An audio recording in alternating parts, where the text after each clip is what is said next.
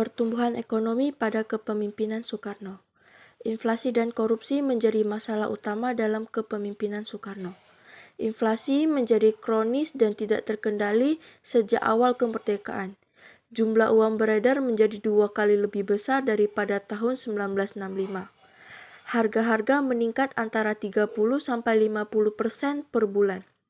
Presiden dan kabinetnya serta angkatan bersenjata pada saat itu menutupi kebutuhan mereka sendiri karena tidak dapat mengharapkan alokasi anggaran. Tanpa adanya anggaran belanja dan pengawasan anggaran yang efektif, selain itu, pasar gelap, penyeludupan, dan bentuk-bentuk penyimpanan lainnya telah mengurangi pengawasan ekonomi pemerintahan pada tingkat yang sangat kronis. Sebagian besar sektor ekonomi produksinya merosot seperti beras, makanan pokok, dan bahan makanan lainnya. Meskipun tidak mutlak menurun, namun telah gagal mengimbangi pertumbuhan penduduk. Sehingga pada tahun 1966, 10% kebutuhan pangan harus diimpor. Nilai tukar mata rupiah. Nilai tukar mata rupiah pada masa Ir Soekarno 1945-1967 mengalami fluktuasi ekstrim dan pelemahan tajam akibat terjadinya hiperinflasi, instabilitas politik, serta kebijakan ekonomi yang tidak konsisten. Faktor penyebab utama nilai mata uang mengalami depresiasi parah, hiperinflasi akibat defisit fiskal, ketidakpercayaan terhadap rupiah, ketegangan politik. Pada masa awal kemerdekaan, Indonesia menghadapi tantangan yang besar dalam bidang ekonomi. Infrastruktur yang masih terbatas dan kondisi sosial politik yang belum stabil menyebabkan angka pengangguran menjadi salah satu masalah utama. Diperkirakan pada tahun 1950-an, tingkat pengangguran di Indonesia cukup tinggi, mencapai sekitar 20% dari angkatan kerja. Banyak warga yang kesulitan mendapatkan pekerjaan tetap karena sektor industri dan pertanian belum berkembang secara maksimal. Selain pengangguran, kemiskinan juga menjadi persoalan serius. Sebagian besar penduduk masih hidup di bawah garis kemiskinan dengan akses yang sangat terbatas terhadap kebutuhan dasar seperti pangan, kesehatan, dan pendidikan. Data dari tahun 1960-an menunjukkan bahwa sekitar 60% penduduk Indonesia berada dalam kondisi miskin, terutama di wilayah perdesaan. Pemerintahan Soekarno berupaya mengatasi masalah ini melalui berbagai program pembangunan nasional dan reformasi agraria, serta pengembangan industri dalam negeri.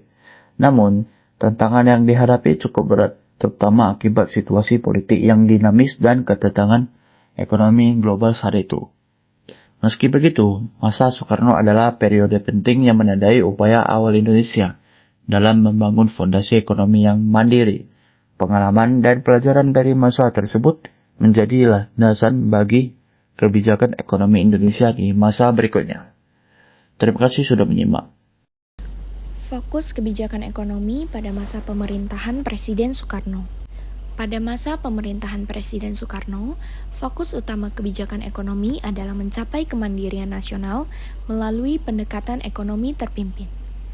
Kebijakan ini bertujuan untuk membebaskan Indonesia dari dominasi asing dan membangun ekonomi yang berlandaskan Pancasila. Beberapa kebijakan ekonomi utama yang diterapkan. Yang pertama, nasionalisasi perusahaan asing. Kedua, deklarasi ekonomi.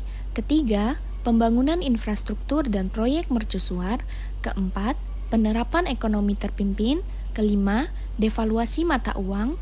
Keenam, krisis ekonomi dan dampaknya. Nasionalisasi perusahaan asing.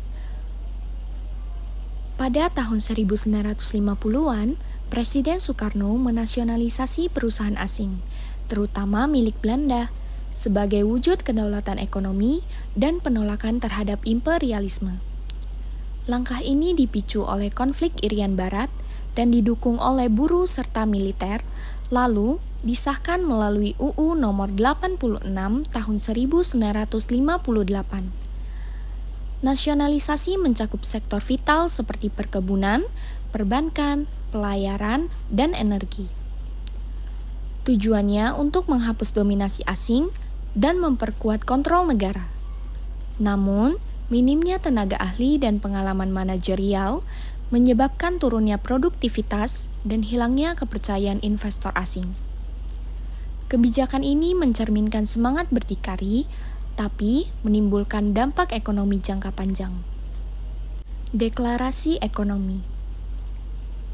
Deklarasi Ekonomi atau DEKON dikeluarkan oleh Presiden Soekarno pada tanggal 28 Maret 1963 sebagai upaya mengatasi krisis ekonomi. DEKON menolak imperialisme ekonomi, menekankan kemandirian nasional atau berdikari, dan memperkuat peran negara dalam ekonomi. Tujuannya adalah menciptakan sistem ekonomi yang merata dan bebas dari pengaruh asing. Namun, pelaksanaannya gagal karena lemahnya manajemen, konflik politik, dan kurangnya dukungan praktis. Pembangunan infrastruktur dan proyek mercusuar. Pada masa pemerintahan Presiden Soekarno, pembangunan infrastruktur menjadi salah satu fokus utama kebijakan ekonomi dengan tujuan memperkuat identitas nasional dan menunjang kemajuan ekonomi. Pemerintah meluncurkan berbagai proyek mercusuar, yaitu proyek besar dan simbolik seperti Monumen Nasional atau Monas, Stadion Gelora Bung Karno, dan Hotel Indonesia. Proyek-proyek ini tidak hanya berfungsi sebagai fasilitas publik, tetapi juga sebagai simbol kebanggaan dan kedaulatan bangsa Indonesia. Proyek mercusuar pada masa Presiden Soekarno seperti Monas dan Stadion Gelora Bung Karno berfungsi sebagai simbol kebanggaan dan identitas nasional. Selain meningkatkan citra Indonesia di dunia internasional, proyek ini juga menyediakan fasilitas publik, membuka lapangan pekerjaan, dan mendorong pertumbuhan ekonomi. Secara politik, proyek ini memperkuat legitimasi pemerintahan pada masa Presiden Soekarno dan menegaskan kedaulatan bangsa. Penerapan ekonomi terpimpin. Sistem ekonomi terpimpin diterapkan sebagai upaya untuk mengatur dan mengendalikan perekonomian nasional secara terpusat oleh negara. Kebijakan ini bertujuan mewujudkan kemandirian ekonomi, menghapus dominasi asing, dan mengarahkan sumber daya untuk pembangunan nasional yang merata. Melalui ekonomi terpimpin, pemerintah mengambil alih peran utama dalam mengelola sektor strategis dan mengontrol produksi, distribusi, serta harga barang. Meskipun bertujuan membangun ekonomi yang berkeadilan, pelaksanaan ekonomi terpimpin menghadapi berbagai kendala, seperti birokrasi yang berat, kurangnya efisiensi, serta ketidakstabilan politik yang menghambat pertumbuhan ekonomi. Devaluasi mata uang. Pada tahun 1965, pemerintah melakukan devaluasi besar-besaran dengan menurunkan nilai rupiah dari Rp1.000 menjadi Rp1. Sebagai upaya mengendalikan hiperinflasi yang sangat tinggi. Kebijakan ini bertujuan menstabilkan ekonomi dan memperbaiki kepercayaan terhadap mata uang. Namun, devaluasi justru memperburuk kondisi ekonomi karena harga barang tetap tinggi, tetapi daya beli masyarakat menurun, dan tidak diikuti dengan pembenahan ekonomi secara menyeluruh. Krisis ekonomi dan dampaknya. Pada akhir masa pemerintahan Soekarno, Indonesia mengalami krisis ekonomi yang parah akibat inflasi yang sangat tinggi, kelangkaan barang, dan ketidakseimbangan anggaran negara. Inflasi mencapai lebih dari 600% pada tahun 1965, sehingga nilai rupiah anjlok dan daya beli masyarakat menurun drastis. Krisis ini merupakan dampak dari kebijakan ekonomi yang terlalu terpusat, pembiayaan proyek-proyek besar tanpa perhitungan matang, serta ketegangan politik dalam negeri.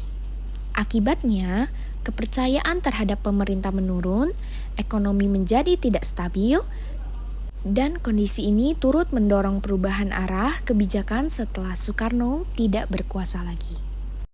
Krisis ekonomi adalah suatu keadaan ketika perekonomian suatu negara mengalami penurunan drastis. Negara Indonesia sendiri juga pernah mengalami krisis ekonomi yang besar, yaitu pada tahun 1963 hingga 1965.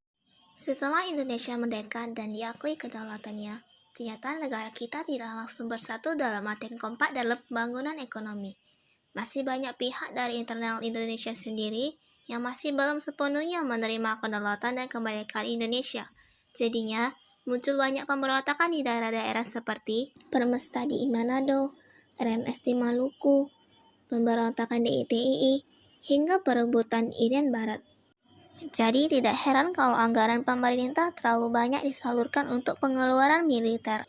Ada 2 operasi militer paling menguras anggaran pemerintah, yaitu Operasi Trikora untuk pembebasan Irian Barat dari Belanda, dan Operasi Trikora atau biasa dikenal dengan kampanye Ganjang Malaysia. Anggaran pemerintah untuk proyek-proyek besar seperti Stasiun TVRI, Monumen Nasional atau Monas, pembangunan Gelora Bung Karno, dan juga pelaksanaan Asian Games. Anggaran negara defisit, pemasukan yang minim dengan jumlah penduduk yang banyak, dan fasilitas penunjang ekonomi yang hanya berpusat di Pulau Jawa membuat terjadi kekacauan ekonomi.